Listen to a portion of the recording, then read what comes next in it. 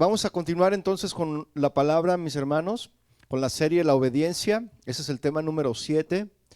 Le titulé Desobediencia y Misericordia.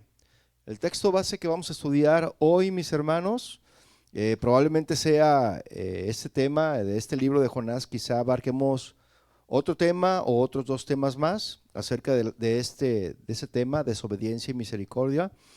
Es Jonás 1, versículo 1 al 3, nuestro texto base, para que lo vaya buscando, para leerlo juntos, mis hermanos. ¿Qué le parece? Jonás 1, versículo 1. ¿Lo tiene? Dice Jonás 1:1: Vino palabra de Jehová a Jonás, hijo de Amitai, diciendo: levántate y ve a Nínive, aquella gran ciudad, y pregona contra ella, porque ha subido su maldad delante de mí. Y Jonás se levantó para huir de la presencia de Jehová a Tarsis, y descendió a Jope, y halló una nave que partía para Tarsis, y pagando su pasaje entró a ella para irse con ellos a Tarsis, lejos de la presencia de Jehová. ¿Qué le parece si hacemos una oración, mis hermanos? Padre, te damos gracias a ti hoy en esta tarde por tu presencia. Queremos pedirte, Señor, que tu Espíritu Santo se manifieste, que hable a nuestras vidas, a nuestros corazones, y que podamos, Señor, aprender los principios básicos que vienen en tu palabra para nuestras vidas, de cómo es que debemos de caminar delante de ti en obediencia, en santidad. Te damos gracias, Padre, por tu hermosa palabra, Señor, que nos enseña, nos instruye, nos corrige, nos exhorta, Señor. Gracias, Padre, te damos en el nombre de Jesús. Amén. El profeta Jonás, mis hermanos, cuyo nombre significa paloma, ¿sí sabía que Jonás significa paloma? Era oriundo, este hombre Jonás, era oriundo de Gat-Efer, en Galilea, y ministró durante la época de Jeroboam, ahí en el año 793 al 753 antes de Cristo. Jonás, mis hermanos, profetizó a las tribus del norte de Amós y de Oseas. Ahí aparece en segunda carta a los Reyes, en el capítulo 14, verso 25, aparece ahí él, que está él profetizándole a estas tribus. Y su libro, mis hermanos, el libro de Jonás, contiene un esquema distinto al de los demás, al de los demás profetas de la Biblia, ya que en vez de pronunciar diversos mensajes proféticos, el escrito se enfoca en un episodio en particular, mis hermanos, de la vida de Jonás, ¿sí? Entonces Dios ordena a Jonás que predicara un mensaje de arrepentimiento a Nínive, ¿sí? Esta ciudad Nínive era la capital del imperio asirio, el cual se encontraba ya en declive, ¿verdad? Y que por tanto ya no representaba una amenaza para Israel, como había sido en el pasado. Sin embargo, mis hermanos, Jonás desobedeció y se embarcó en la dirección opuesta al lugar a donde Dios le envió, ¿sí? Entonces, su desobediencia, la desobediencia de Jonás, su desobediencia inicial, conduce no solo a su avivamiento personal, sino también al de los ninivitas, ¿sí? Y muchos clasifican este avivamiento de Jonás que trajo a Nínive como uno de los mayores esfuerzos evangelísticos de todos los tiempos. Así que veamos entonces el llamado que le hace Dios a Jonás. Vaya por favor ahí, por favor en el versículo 1 una vez más, si lo tiene. Y dice: y vino palabra de Jehová a Jonás, hijo de Amitai, diciendo: levántate, ve a Nínive, aquella gran ciudad, y pregona, es decir, grita, ¿verdad? Le decía, grita contra ella. Dios, mis hermanos, le habló a Jonás en su manera única y poderosa. Y le dijo a Jonás que hiciera dos cosas. ¿Qué cosas le dijo Dios que hiciera a Jonás? Primero, ve a Nínive. Y segundo, pregona contra ella. Es decir, repréndelos por su pecado y llámalos al arrepentimiento. Esas eran las dos instrucciones que Dios le estaba dando a Jonás, que fuera a Nínive, a esa gran ciudad, y que pregonara, ¿verdad?, el arrepentimiento. La ciudad de Nínive, mis hermanos, era la capital del imperio asirio, como le comentaba, y era una ciudad grande, y era una ciudad prominente en su época. No era una ciudad como algunas de las de Israel, en absoluto. Dios llamó a Jonás para ir, mis hermanos, a una ciudad pagana. No era el pueblo de Israel. Era una ciudad pagana, mis hermanos, y gentil. Y lo mandó, mis hermanos, para llamarlos al arrepentimiento. ¿Sí? Entonces los historiadores antiguos, mis hermanos, dicen que Nínive era la ciudad más importante del mundo en aquella época. Era la capital grande e importante de un imperio dominante. Y sin duda era un lugar pues intimidante donde tenía que ir Jonás.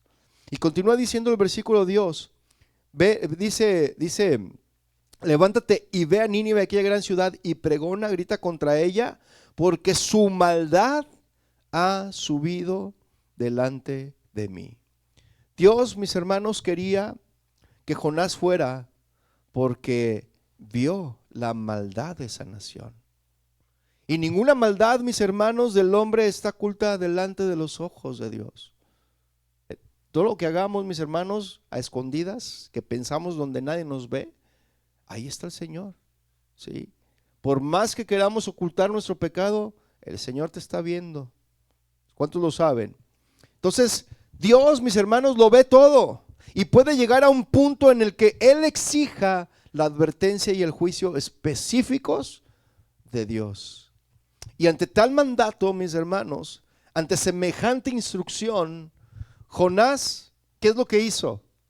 Intenta huir del llamado de Dios. Vea el versículo 3. Pero Jonás, ¿qué dice? Se levantó para huir a Tarsis. ¿Huir de quién? De la presencia de Dios, como si esto fuera posible, ¿no? Huir de la presencia de Dios. Y luego dice que bajó a Jope, fíjese, bajó. Escuche y ponga atención en esta palabra. Bajó a Jope y encontró un barco que iba a Tarsis. Pagó pues el pasaje y descendió. Otra vez descendió. Primero bajó y ahora descendió. Esas son palabras que llaman la atención. Y descendió allí para ir con ellos a Tarsis, lejos de la presencia de Dios. Jonás, mis hermanos, era un profeta reacio. No quería hacer lo que Dios le dijo que hiciera. Y se han sugerido varias razones para esto, pero yo le voy a mencionar solamente algunas, ¿no? O alguna.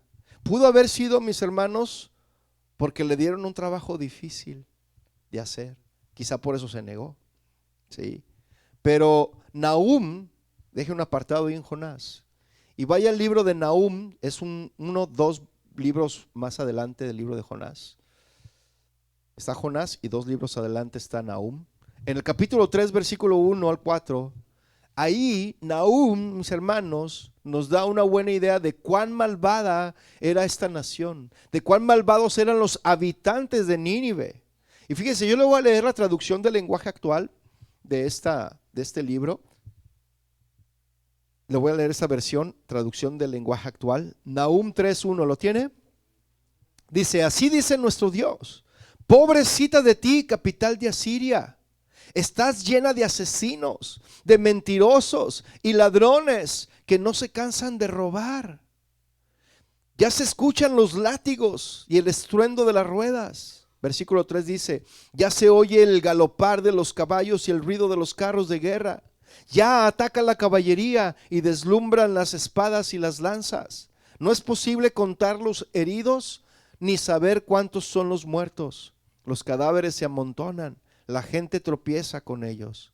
Y versículo 4 dice, Asiria, esto te ha pasado por engañar a los pueblos. Las naciones se enamoraron de tus dioses y brujerías y entraron en tratos contigo.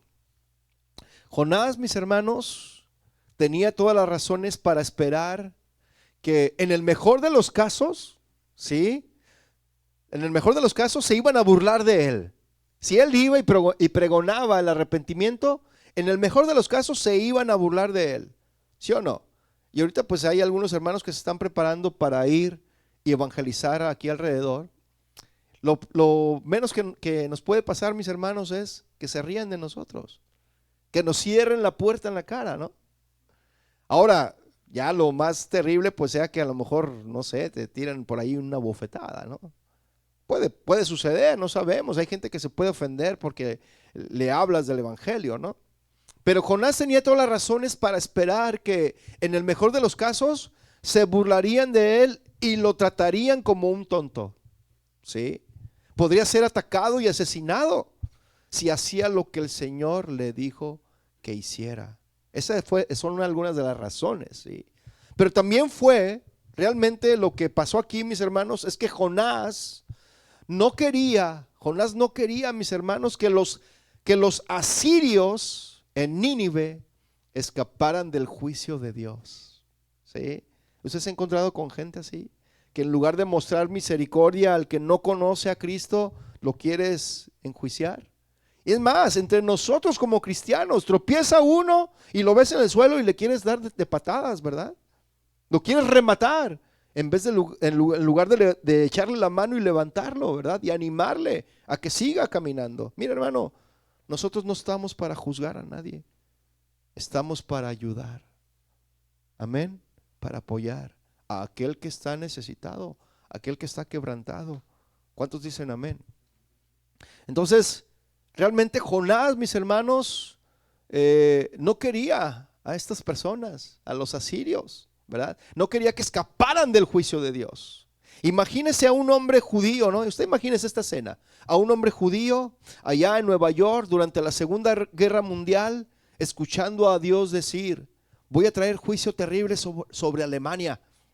Quiero que vayas a Berlín y le digas a los de Alemania, a la Alemania nazi, que se arrepientan. ¿Qué diría el judío?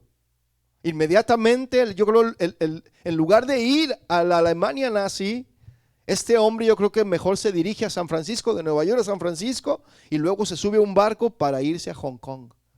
Así es lo que estaba haciendo Jonás, mis hermanos, tratando de huir de la presencia de Dios. Y podemos especular, mis hermanos, sobre por qué Jonás no quiso hacer lo que Dios le dijo que hiciera. Pero es aún mejor pensar en por qué no hacemos lo que Dios nos dice que hagamos. Y andamos de un lugar a otro en desobediencia a Dios, mis hermanos, pensando que no va a pasar nada. ¿Usted cree que no va a pasar nada? Tratando de huir del Señor. ¿Qué le dijo Dios a Jonás que hiciera? ¿Qué le dijo? Dios le dijo a Jonás que fuera y que predicara. Y sabe una cosa, mis hermanos, todos los cristianos, ¿cuántos son cristianos aquí? Levante su mano todos los cristianos. Los que no la levantaron no son. ¿Todos somos cristianos o no? O algunos somos cristinos.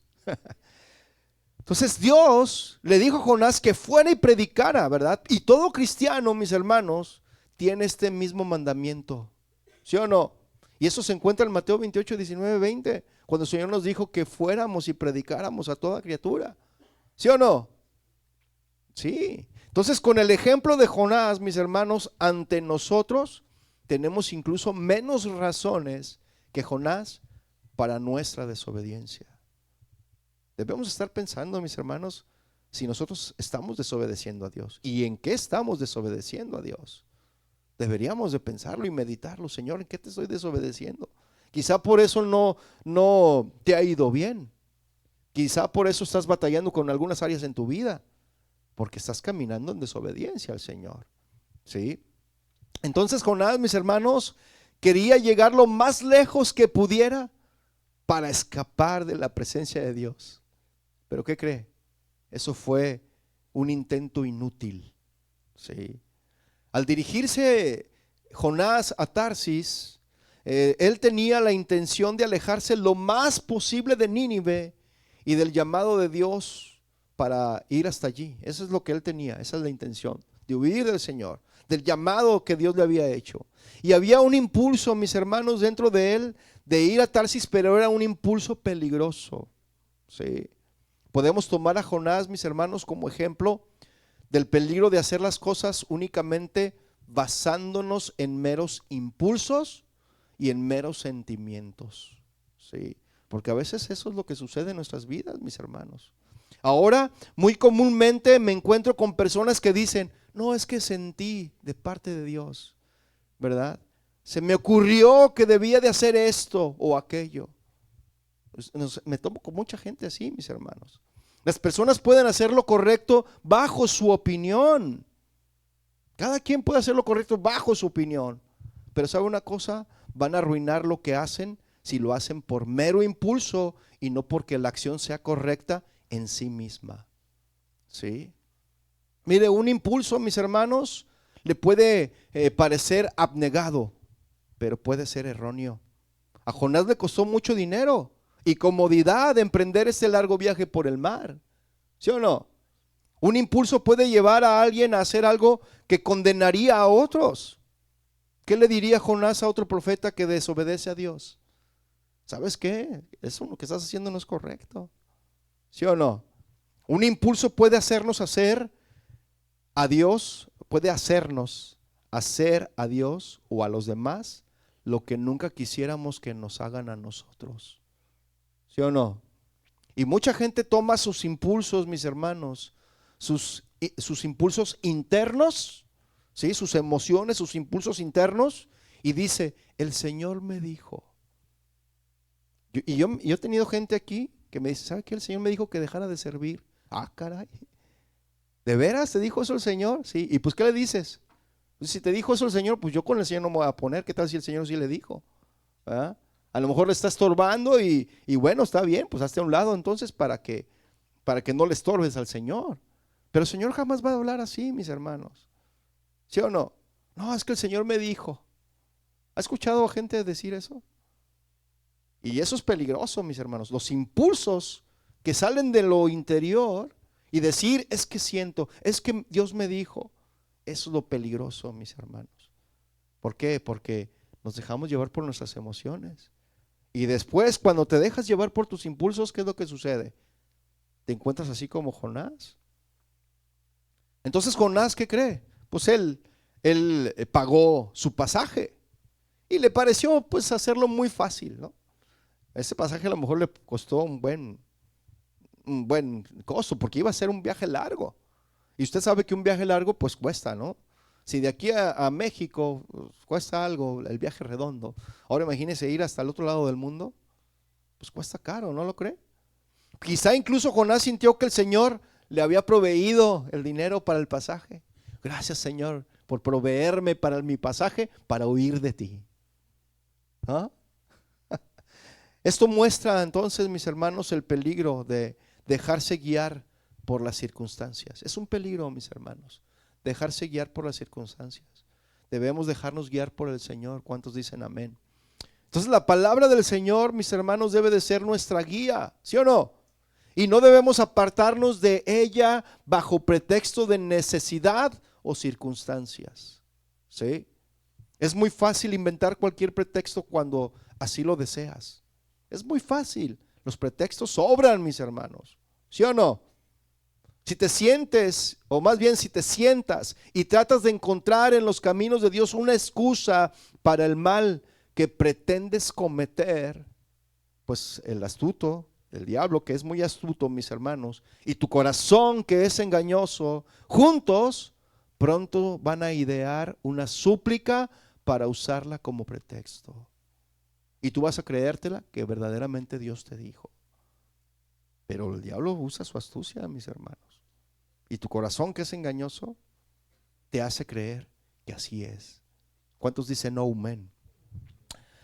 Sin embargo, mis hermanos, cuando huyes del Señor, nunca llegas a tu destino. Nunca. Cuando huyes del Señor, nunca vas a llegar a tu destino. Y siempre pagarás tu propio viaje. ¿Sí?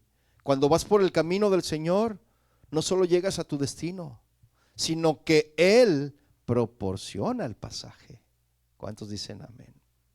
Huir, mis hermanos, de la presencia del Señor, como si esto fuera posible, ¿verdad? Huir de la presencia del Señor. Jonás y nosotros, cuando queremos huir de la presencia del Señor, nosotros deberíamos de acordarnos o leer el Salmo 139. Es más, hasta lo cantamos hace rato, mis hermanos. Mire, abra por favor el Salmo 139, versículo 7. Véalo. Cuando usted quiera huir de la presencia del Señor, cuando usted quiera huir del plan de Dios, del propósito de Dios, lea este salmo y acuérdese de él. ¿Qué le parece? Salmo 139, 7. ¿Qué dice? ¿A dónde me iré de tu espíritu? ¿A dónde? ¿A dónde podemos ir, mis hermanos? ¿Y a dónde huiré de tu presencia? ¿A dónde?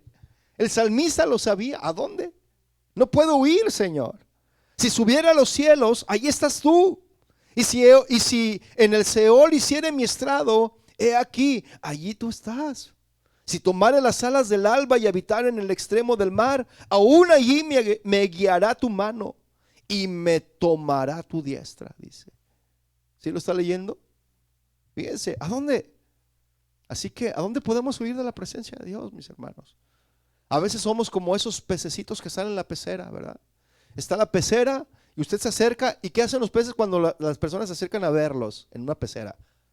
Se esconden. Ahora, aún a pesar de que se esconden, ¿usted dejó de verlos? No. Usted los ve ahí escondidos. Ellos piensan que ya no los ve nadie. Y así estamos delante de la presencia del Señor. Nos queremos esconder delante del Señor. Es como si yo me escondiera detrás de esto. ¿Me ve, hermano? Me estoy escondido. Y que ahí me va a ver, ¿no? Jugamos a las escondidas y yo vengo y me escondo aquí. ¿Qué es lo que va a pasar? Me va a encontrar. Y así es el Señor. Así son los muros. Así es el corazón delante de Dios. Así es nuestra vida delante de Dios. No hay nada donde podamos huir de su presencia ni ocultarnos, mis hermanos. Huir de la presencia del Señor es imposible, mis hermanos. Y mire, hermanos, si Dios te dijo que hicieras algo y no obedeces, si eres su hijo, Él va a enviarte una tormenta para que no estés tranquilo. ¿Escuchó? Si Dios te dijo que hicieras algo y no obedeces, y si eres tu hijo de Dios, Él va a enviarte una tormenta para que no estés tranquilo. ¿Sabe lo que es una tormenta? No es una lluviecita como las que caen aquí, de que, ay, córrele porque está lloviendo, no. Una tormenta, un tormentón, mis hermanos. ¿Sí? Y Dios va a hacer lo imposible para que no huyas, para que no escapes de Él. Mire, vaya al versículo 4 de Jonás 1.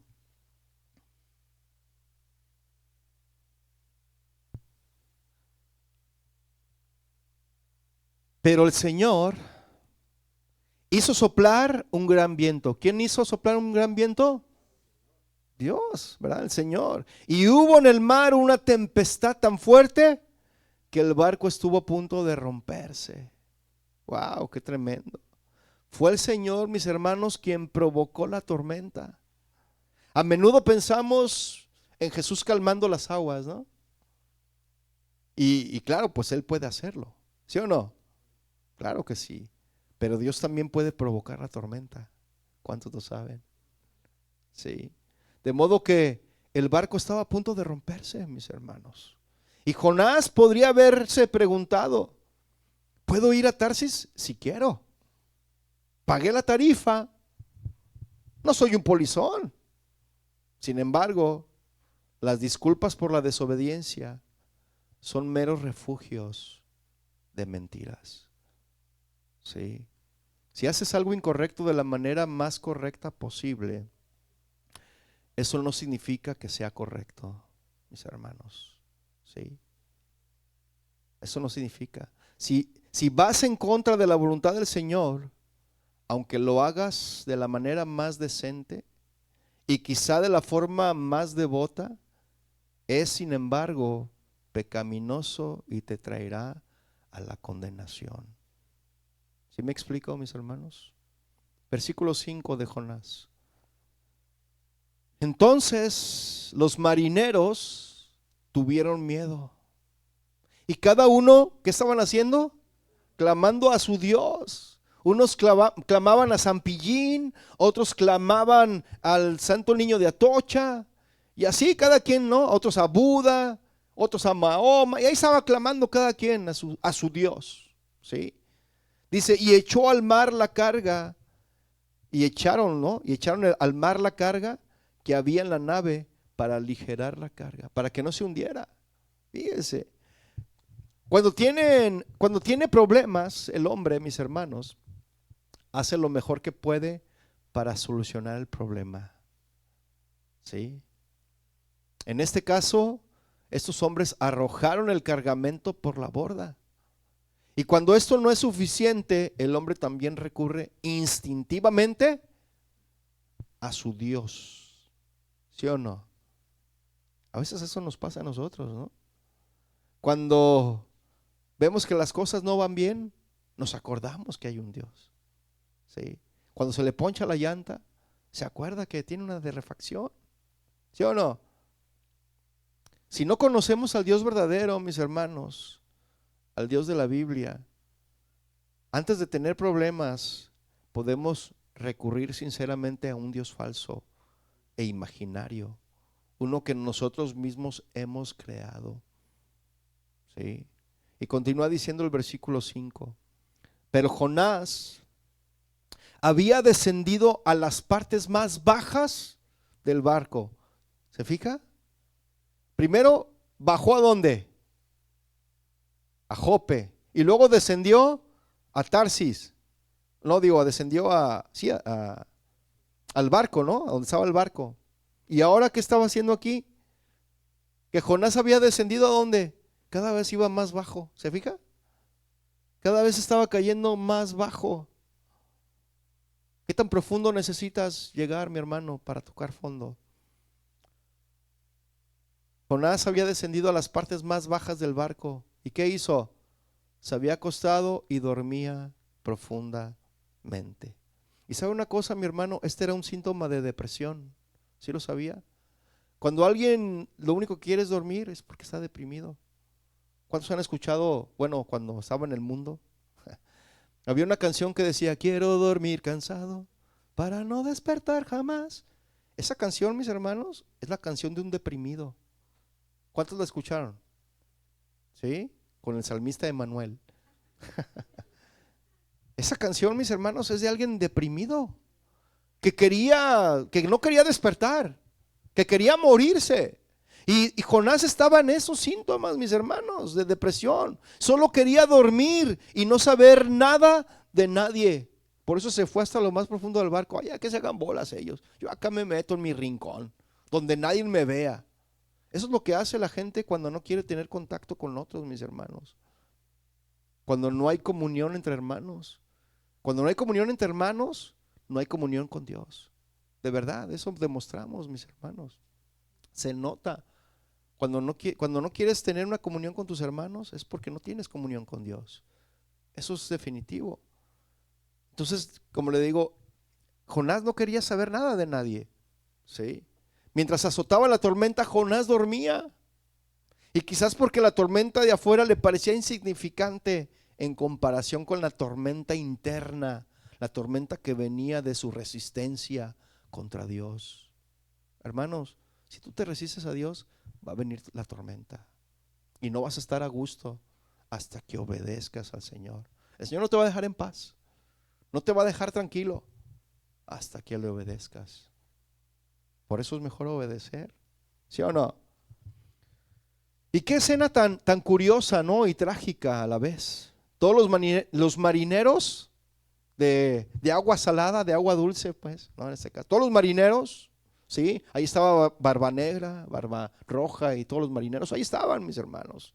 Estos marineros eran hombres religiosos, ¿cómo ve? Devotos en sus oraciones a sus dioses, ¿sí? Porque cuando vieron el peligro comenzaron a clamar. Sin embargo, sus dioses en realidad no eran nada y no podían hacer nada, ¿sí? Había un hombre a bordo llamado Jonás, que tenía una relación con el Dios verdadero, que conocía su palabra y que lo adoraba también, pero estaba dormido, estaba deprimido. La naturaleza, mis hermanos, del sueño de Jonás también es instructiva y muy parecida al sueño del cristiano descuidado. Sí. Jonás, mis hermanos, durmió en un lugar donde esperaba que nadie lo viera ni lo molestara. Y los cristianos dormidos, a los cristianos dormidos les gusta esconderse entre la iglesia. Jonás durmió en un lugar donde no podía ayudar con el trabajo que había que hacer. Los cristianos dormidos se mantienen alejados de la obra del Señor. Jonás durmió mientras había una reunión de oración. A los cristianos dormidos no les gustan las reuniones de oración. Jonás durmió y no tenía idea de los problemas que le rodeaban. Los cristianos dormidos no saben lo que realmente está pasando. Jonás durmió cuando estaba en gran peligro. Los cristianos dormidos están en peligro, pero no lo saben. Y ya se dan cuenta cuando ya el león se los devoró. Jonás durmió mientras los paganos lo necesitaban. Y los cristianos dormidos siguen durmiendo mientras el mundo necesita su mensaje y testimonio. Versículo 6, mis hermanos. Y entonces el capitán del barco, ¿verdad?, se acercó a él y le dijo: ¿qué tienes, dormilón? Levántate y clama a tu Dios. Quizá Él tendrá compasión de nosotros y no pereceremos. Como que ahí se le vino una lucecita, ¿no? Una pequeña iluminación a este hombre. Y el capitán sabía que su tripulación clamaba a sus dioses, pero este, que estaba dormido, pues no estaba haciendo nada. Sí, quizás el Dios de Jonás, decía el capitán, podría hacer algo en esta crisis. Y debe haberle parecido irónico a Jonás, mis hermanos, que los marineros le exigieran que invocara a su Dios. Sí. Su única razón para estar en ese barco era escapar precisamente de ese Dios.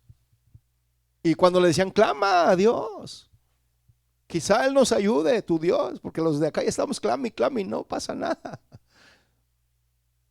Es entonces que los marineros descubren, mis hermanos, que Jonás es la fuente del problema. Quizás, mis hermanos, nosotros somos la fuente del problema en nuestra familia, en nuestro trabajo, aquí en la iglesia, qué sé yo, donde te desenvuelvas. ¿Pero por qué? Porque no estás obedeciendo al Señor. ¿Qué dice el versículo 7? Y dijeron cada uno a su compañero: venid y echemos suertes para que sepamos por causa de quién nos ha venido este mal. Y echaron suertes y la suerte cayó. Qué diosidencia, ¿no lo creen, mi hermano? Qué diosidencia. La suerte cayó sobre Jonás. No hay casualidades, mis hermanos. No hay casualidades. Ante Dios no nos podemos esconder. Dios ya, mire, en la soberanía de Dios no podemos escapar. ¿Sí? El Señor, ni modo que ¿cómo sucedió? ¿Cómo cayó la suerte sobre Jonás? El Señor dijo: no, aquí está. O sea, por donde quiera, no había escapatoria, mis hermanos. ¿Sí? Es difícil saber qué motivó a los marineros a pensar, mis hermanos, que la tormenta fue enviada porque uno de ellos había agraviado a su Dios. Eso no lo entendemos. ¿Cómo fue que entendieron eso? A ver, hay que echar suertes para ver quién tiene la culpa de todos aquí, ¿no? Es como si ahorita nos pusiéramos aquí a jugar con los dados, y al que le caiga el 6, 6, 6, 6, ese es el que ¿verdad? Imagínense. Entonces, quizá, mis hermanos, fue debido a alguna percepción espiritual de estos marineros y sintieron un poder espiritual en la tormenta. ¿Sí?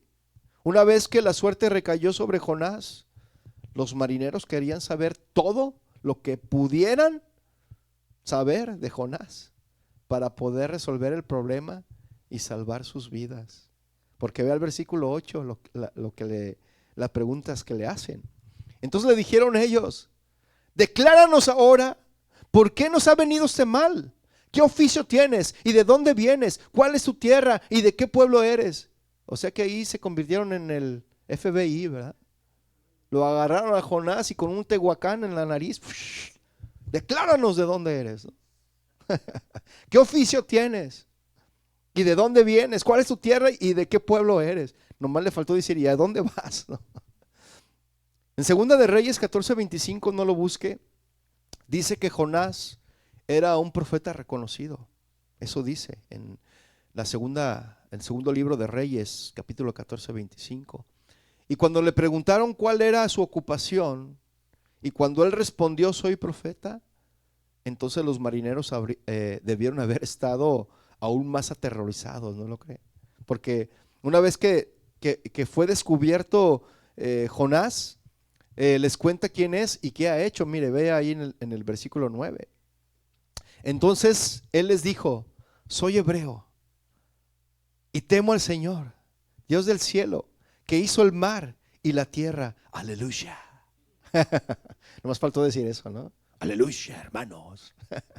Entonces los hombres tuvieron mucho miedo y le dijeron: ¿por qué has hecho esto? Porque los hombres sabían que él huía de la presencia de Jehová, porque les había dicho. ¿Sí? Jonás, mis hermanos, conocía la verdad acerca de Dios, aunque su afirmación de temer al Señor era solo parcialmente cierta, porque estaba huyendo del Señor. Y a veces así somos nosotros, mis hermanos. No, yo temo al Señor, aleluya. Yo soy cristiano, aleluya, para la gloria del Señor. Y en el trabajo te comportas como un cristiano, ¿sí o no? No das testimonio del Señor al que sirves, ¿sí? Y aquí estaba diciendo: no, yo soy hebreo, yo soy profeta, yo soy esto. Ah, sí, y entonces ¿por qué has hecho esto? ¿Qué es lo que has hecho? Fíjense, los hombres estos diciéndole: ¿por qué has hecho esto? A veces la gente del mundo nos dice: hey, ¿por qué te portas así? ¿Que no eres cristiano?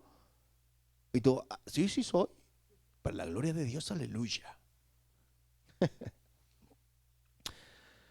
Entonces, incluso un creyente, en verdad, que está en estado de rebelión, puede dar gloria a Dios si solo dice la verdad acerca de Dios. Aunque es trágico, mis hermanos, que la vida de Jonás contradijera su conocimiento de Dios. Sí.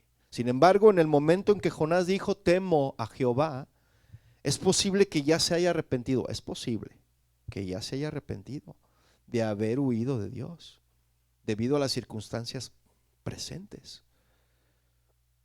Porque le preguntaron, la pregunta que le hicieron fue: ¿por qué has hecho esto? Incluso, mis hermanos, un incrédulo que conoce alguna verdad acerca de Dios puede reprender correctamente a un cristiano que se resiste a Dios. ¿Sí o no? Sí. Mire, yo cuando empezaba en el cristianismo, yo tenía un jefe en recursos humanos. Era buena onda, Carlos Aro se llama, pero él era buena onda. Y una vez yo andaba de rebelde contra el Señor, y por labios de ese hombre que no era cristiano, Dios me habló y me hizo entrar en razón. Dije: tiene razón, Dios me habló. ¿A usted le ha hablado Dios con personas que no son cristianas? Usted ponga atención, hermano, porque Dios le va a hablar. Si hace hablar a los burros, y los burros dicen la verdad, ¿no? Tenemos que estar listos, mis hermanos, atentos a lo que Dios nos está hablando, porque Dios habla de muchas maneras y de muchas formas y con muchas gentes, ¿sí? Versículo 11 dice: y le dijeron: ¿qué haremos contigo para que el mar se nos aquiete?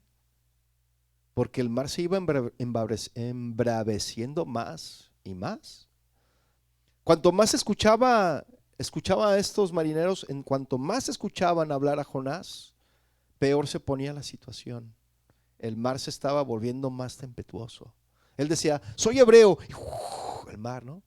Y sirvo a Dios. Empieza, ¿no? Y yo creo en Dios. Y el mar es más fuerte. Entonces, ¿qué vamos a hacer contigo? Le decían. Versículo 12. Y él respondió: tomadme y echadme al mar, y el mar se os aquietará, porque yo sé que por mi causa ha venido esta gran tempestad sobre vosotros. Eso se escucha muy piadoso, ¿no lo cree? Qué buena onda el Jonás. Échenme al mar y todo se va a calmar. Se escucha piadoso, ¿no lo cree? Se escucha como que, mira, ese Jonás se quiso sacrificar por la tripulación de ese barco. ¿Sí o no? A veces pensamos que hay gente buena onda en el cristianismo, pero esa buena onda no tiene buenas intenciones. Y Jonás, mis hermanos, estaba dispuesto a sacrificar su vida, y no precisamente para salvar a todos los demás en el barco. Jonás realmente él quería morir. Por eso les dijo: échenme al mar. Y cualquier cosa era mejor que continuar resistiendo y huyendo de Dios, mis hermanos. Por eso dijo: échenme al mar. Versículo 13.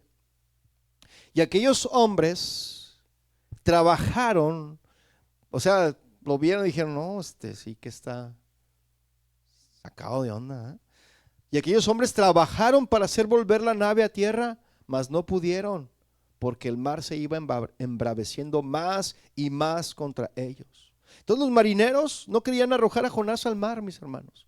No querían hacer eso, porque tuvieron compasión de él. Fíjense, los marineros tuvieron compasión de este hombre que estaba huyendo de Dios. Y en lugar de que este hombre que era de Dios y que debería de tener misericordia y compasión por aquella nación a la cual el Señor lo había enviado a predicar el arrepentimiento para que se arrepintieran, estaba huyendo de él. Y estos marineros de agua salada y dulce tuvieron compasión de Jonás, mis hermanos, ¿sí? Y lo tildaron de loca su decisión. Échenme al mar. ¿Cómo lo vamos a echar al mar? Está viendo cómo está la tempestad y no se hinca, ¿verdad? Aún así, cuando toda esperanza parecía perdida, mis hermanos, estos hombres tomaron precauciones. Y vea o sea, esto es sorprendente lo que el versículo 14 nos dice. Vea, dice: entonces, ¿qué hicieron estos hombres? Paganos, gentiles, que no conocían a Dios y clamaban a su Dios con D minúscula. ¿Qué hicieron estos hombres? Clamaron a Jehová y dijeron: te rogamos ahora, Jehová, que no perezcamos nosotros por la vida de este hombre desobediente, ¿sí? Por la vida de este hombre rebelde, ni pongas sobre nosotros la sangre inocente, porque tú, Jehová, has hecho como has querido. ¡Wow! ¡Qué tremendo, mis hermanos! Hombres que no conocían a Dios clamaron a Dios. Qué tremendo, ¿no lo cree? Y dice que tomaron a Jonás y lo echaron al mar. ¿Y qué sucedió? El mar se aquietó su furor. Estaba en lo profundo del barco. ¿Y ahora dónde estaba Jonás? Estaba en el mar. Estaba en el mar, mis hermanos. El fin inmediato de la tormenta demostró que el Dios de Jonás, mis hermanos, sí existía. Y esos hombres se dieron cuenta que era el Dios verdadero. Y que la resistencia de Jonás de obedecer a Dios, ese era el verdadero problema, mis hermanos. Hermanos, ¿cómo está tu vida? ¿Cómo estás con tu familia? En tu trabajo, en tu negocio. Quizás el verdadero problema sea que no has obedecido al Señor. ¿No lo cree? Entonces, en una respuesta lógica, mis hermanos, los marineros temieron muchísimo al Señor. Sacrificaron a Dios e hicieron promesas de servirle. Qué tremendo, ¿no? Vea el versículo 16. Y temieron aquellos hombres a Jehová con gran temor. Wow, más que ni Jonás. Qué tremendo, ¿no? Tuvieron temor, mis hermanos. Y a veces lo que nos falta a nosotros es tener temor. Y temor no es tener miedo, mis hermanos. Temor es un temor reverente, un temor de respeto, de amor, de sumisión a Dios. Y a veces somos tan rebeldes, mis hermanos, y desobedientes a lo que Dios nos dice. Y estos hombres obedecieron al Señor por voz del profeta. Échenme al mar. No querían, porque pues era una vida, ¿verdad? Dijeron, está bien, pero primero clamaban al Señor, Señor, no tengas en cuenta esto, ¿verdad? Perdona nuestros pecados. Y ahí va este hombre, ¿no? O sea, creyeron. Entonces los marineros pasaron del temor a la tormenta al temor al Señor, mis hermanos. Tal como lo hicieron los discípulos en la barca cuando Jesús calmó la tormenta. ¿Lo recuerda? Ahí en Marcos 4:35. Mire, deje un apartado ahí y vaya al Evangelio de Marcos, capítulo 4, verso 35.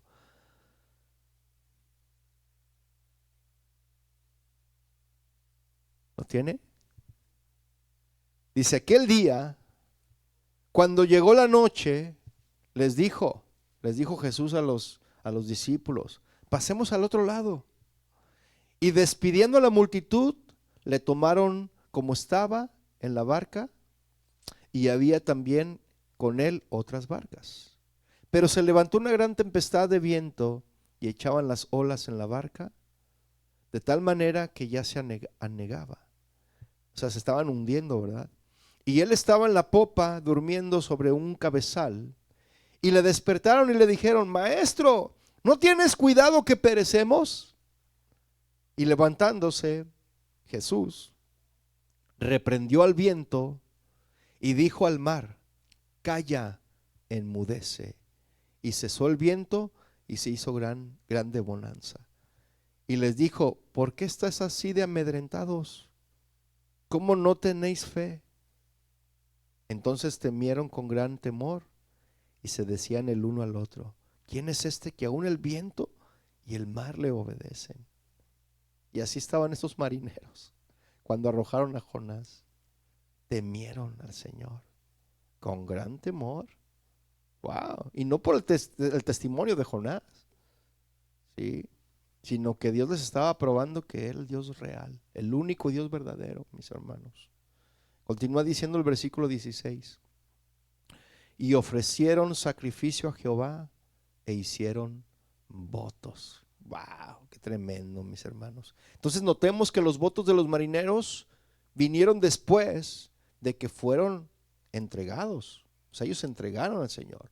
Sobre la base de esto, mis hermanos, muchos comentaristas creen que los marineros llegaron a la verdadera fe en Dios.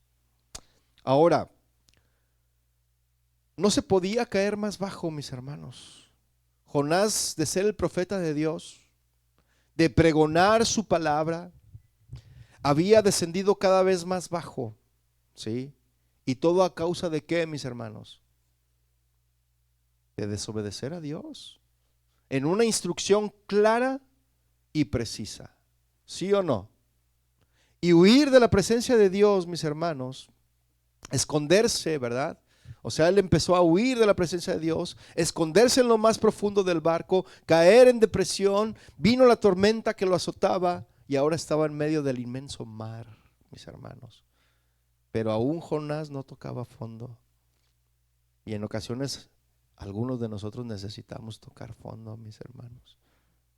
Ser tratados más duramente por Dios para que entendamos. ¿Para qué esperar tanto, mis hermanos? Si podemos obedecer a la primera, ¿no lo cree? ¿Usted qué dice? Vea el versículo 17. Pero Jehová tenía preparado, ¿qué? Un gran pez que tragase a Jonás. Algunos cuestionan si esto pudiese haber sucedido, ¿no? Como la Biblia lo dice. Pero seguramente no es cosa difícil, mis hermanos, que Dios haya preparado un gran pez. ¿No lo cree? Aunque ese pez en particular fuera una creación especial para ese momento. No sabemos qué tipo de pez era este. Algunos dicen que era la ballena Moby Dick, ¿verdad? No, no es cierto. Algunos dicen o especulan que era una especie de ballena. Pero todo lo que podemos decir, mis hermanos, con certeza es que fue un pez salvavidas. ¿Sí? ¿Le salvó la vida a Jonás?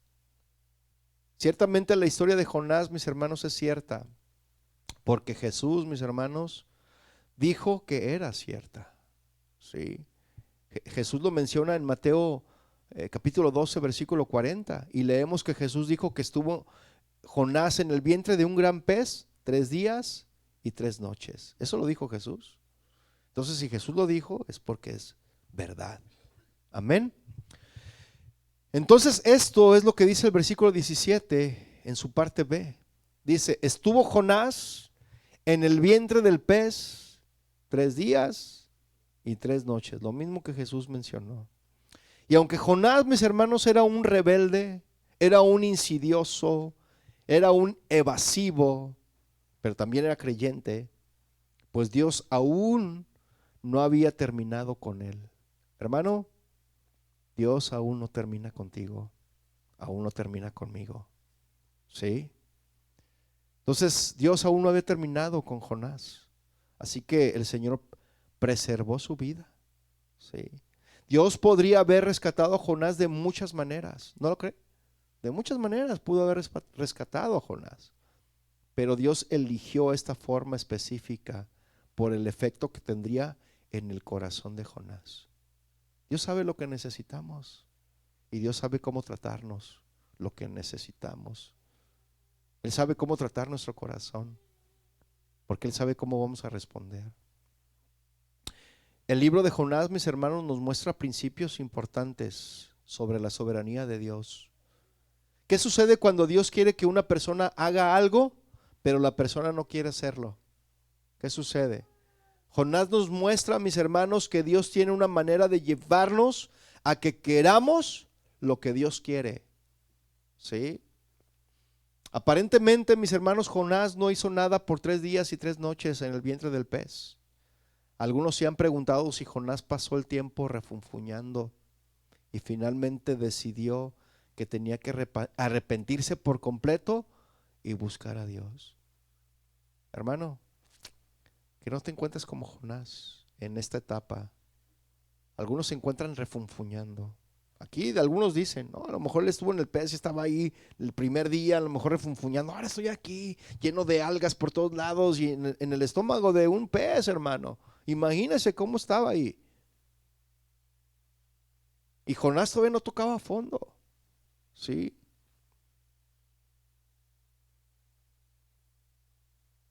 Pero finalmente decidió que tenía que arrepentirse Jonás por completo y buscar a Dios. Tal vez ese fue el caso. Sí. Sin embargo, el punto de partida de la oración de Jonás, que vamos a estudiar la próxima semana, mis hermanos, parece mostrar que Jonás había estado clamando a Dios todo el tiempo.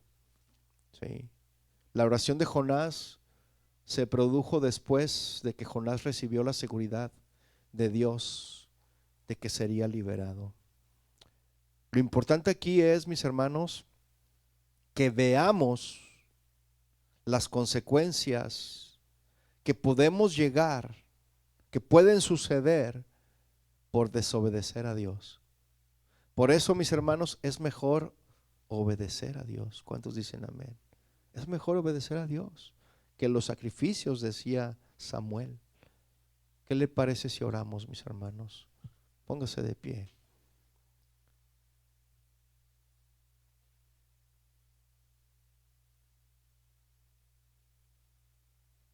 Oh, gracias, Señor.